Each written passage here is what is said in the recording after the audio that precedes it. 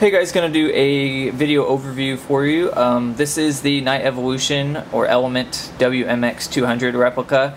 As you guys know, Beta Project was previously the only company to make a replica of the WMX200, and the only issue I had with that one was you couldn't use a pressure switch with it because the only tail cap that they made was just your standard button push tail cap.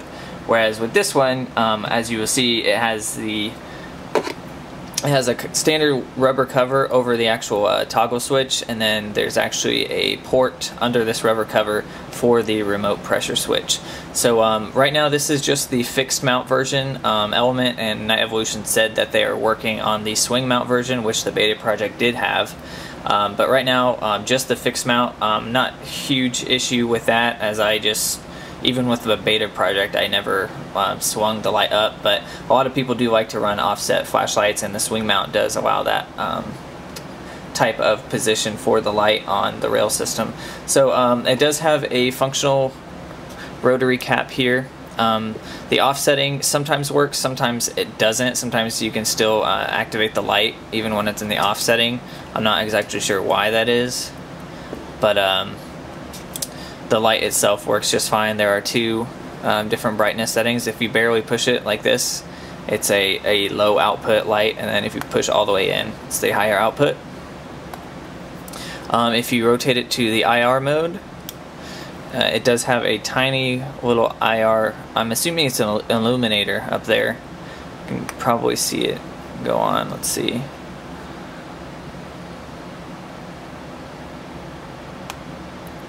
Yeah, there it is. I'm assuming it's an illuminator. I don't have any night vision to actually test the function of that, but there it is.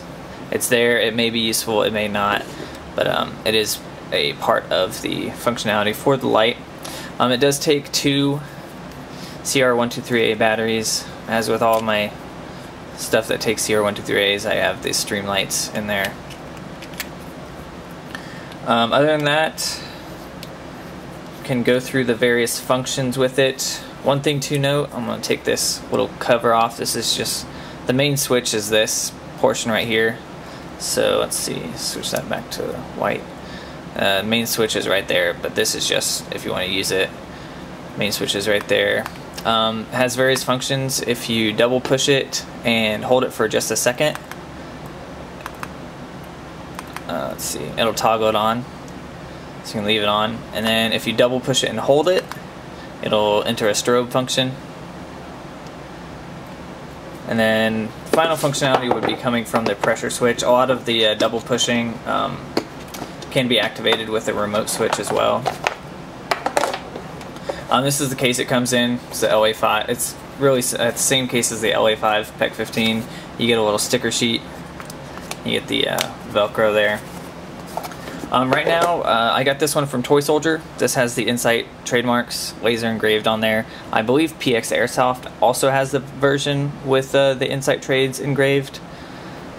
And JK Army I know has it, and I think Shooter CB Gear has it. I'm not sure if those other two have the laser engraved trademarks, but the sticker sheet should do just fine. I don't think anybody will notice the difference. But if you do want laser engraved trademarks, I would probably get on it, as I'm fairly certain they won't make more of the laser engraved ones once those are done. They didn't with the Beta Project ones. So moving on to the pressure switch functionality here, you just plug it in. And the neat thing about running the pressure switch is, let's see, for some reason this thing wants to stay on. There we go.